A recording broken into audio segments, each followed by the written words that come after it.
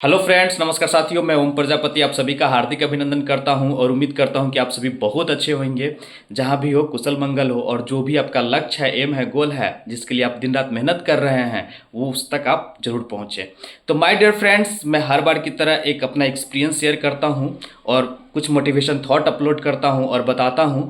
इससे जो भी इंस्पायरेंट है उनको मदद मिलती है और अपने लाइफ में कुछ करने की प्रेरणा मिलती है। तो my dear friends, video start करने से पहले अगर आप मेरे चैनल पर नए विजिट किए हैं तो प्लीज़ चैनल को सब्सक्राइब कीजिएगा, लाइक कीजिएगा, शेयर जरूर कीजिएगा। माय डियर फ्रेंड्स, अगर आपको वाकई स्ट्रगल करना है ना, तो यूपीएससी एस्पायरेंट का इंटरव्यू पढ़िए। बहुत बारीकी से एक एक चीज़ वो बताते हैं और एक एक चीज़ पे वो मेहनत करते हैं। कितना पढ़ना है, किस तरीके से पढ़ना है। हर हर इंटरव्यूअर, हर एस्पायरेंट जो होता है यूपीएससी का, उनका अलग अलग थॉट होता है और अलग अलग पढ़ने की रीड कैपेसिटी होती है।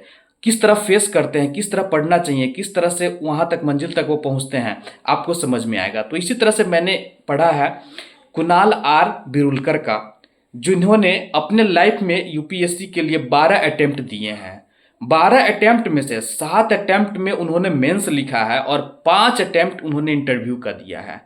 आप सोच रहे हैं कितने अटेम्प्ट देने के बावजूद उस बंदे का सिलेक्शन तो निश्चित तौर पे हुआ ही होगा, लेकिन मैं बता दूं आपको कि उनका सिलेक्शन नहीं हुआ है। उनका इतना अटेम्प्ट देने के बाद में सिलेक्शन नहीं हुआ, लेकिन फिर भी वो अपने लाइफ का एक इम्पॉर्टेंट चीज़ उन्होंने इंटरव्यू में बोल रखा है कि मुझे कभी भी ज़िंदगी में ये चीज़ अफसोस नहीं होगा कि मैंने अपने लाइफ में ये कोशिश नहीं की, और कोशिश इतनी भी कम नहीं की कि मुझे काश शब्द का प्रयोग आएगा कि थोड़ा और कर लेते तो मेरा सिलेक्शन हो जाता। मैं अपने पूरे हिम्मत और जुनून और विश्वास के साथ मैंने किया था।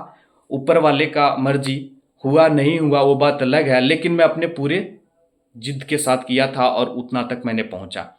हाँ, ये बात सही है कि मुझे दुख है, लेकिन अब इसमें नहीं सही, कहीं और चीज़ में मैं ज़रूर काम करूँगा। यही मेरा लाइफ ख़त्म नहीं हो जाता है। लाइफ अभी बहुत बड़ी है।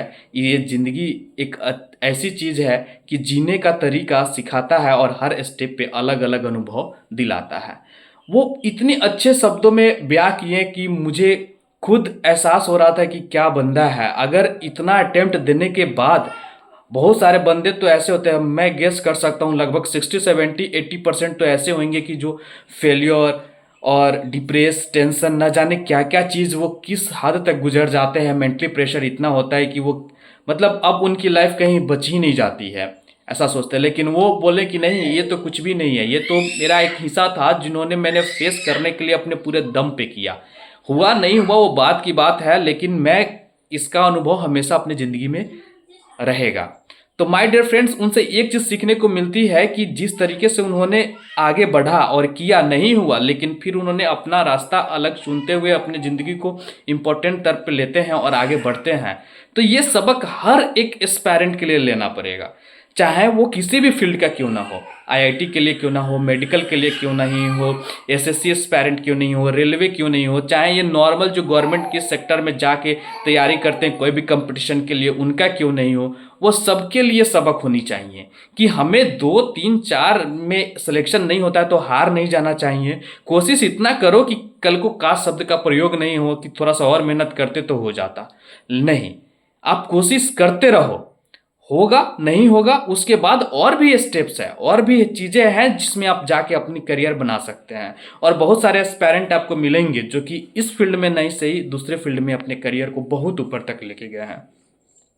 तो होता है, तो इससे निराश होने वाली बात नहीं है। आप कंटिन्यू करते रहिए और आपको कहीं ना कहीं अलग तरह से एक ऐसा समय आएगा कि अपने लाइफ में कुछ बदलाव आएगा और ऐसा टर्निंग पॉइंट आएगा कि आपको ये ना सही कुछ और मिल जाएगा और वो बहुत ही बेहतर चीज़ होगी और आपकी लाइफ बहुत अच्छी बनाएगी। तो थोड़ी सी नेगेटिविटी आती है, लेकिन उसको आपको इग्नोर करना पड़ेगा और पॉजिटिविटी को इस तरह से बना के रखना पड़ेगा कि हिम्मत डगमगाए नहीं, कॉन्फिडेंस आपका थोड़ा सा भी लेवल नहीं जाए और धैर्य के साथ उस पर लगे रहिए। आपको निश्चित तौर पे वहाँ तक पहुँचा के जाएगा। तो मैं इसी तरह से आपको बार बार समझाते रहता हूँ, बोलते रहता हूँ कि बहुत सारे इंस्पायरेंट हैं, बहुत सारे जो बच्चे हैं कोटा जाते हैं, पटना जाते हैं, दिल्ली जाते हैं, मुखर्जी नगर में जाते हैं और हर स्टेट से आते हैं। इसमें सबसे ज़्यादा मात्रा में अगर कोई कंपटीशन में फेस करने वाला होता है तो बिहार से, क्योंकि बिहार की दिमाग में हर एक बच्चा का गवर्नमेंट जॉब सेटल रहता है, वो इस फील्ड में जाने के लिए बेताब रहते हैं और मेहनत भी करते हैं, ऐसा नहीं है कि नहीं है, और सिलेक्शन भी कहीं ना कहीं लेके जाते हैं। तो ये चीज़ होता है, तो आप कंटिन्यू कीजिए, करते रहिए और धैर्य के साथ बने रहिए और सही डायरेक्शन में कीजिए। बस सवाल इतना सा है कि आपका जो रास्ता है वो गलत नहीं होना चाहिए, भटकना नहीं चाहिए, गलत नहीं होना चाहिए, और जो एम है वो हमेशा उस पर फोकस करके काम कीजिए, आपको निश्चित तौर पर सफलता मिलेगी। तो माय डियर फ्रेंड्स, चलिए इसी तरह से बातें होते रहेगी। अगर आप मेरे चैनल पर नए विजिट किए हैं तो प्लीज़ चैनल को सब्सक्राइब कीजिएगा, लाइक कीजिएगा, शेयर जरूर कीजिएगा। Thank you. जय बिहार, जय भारत।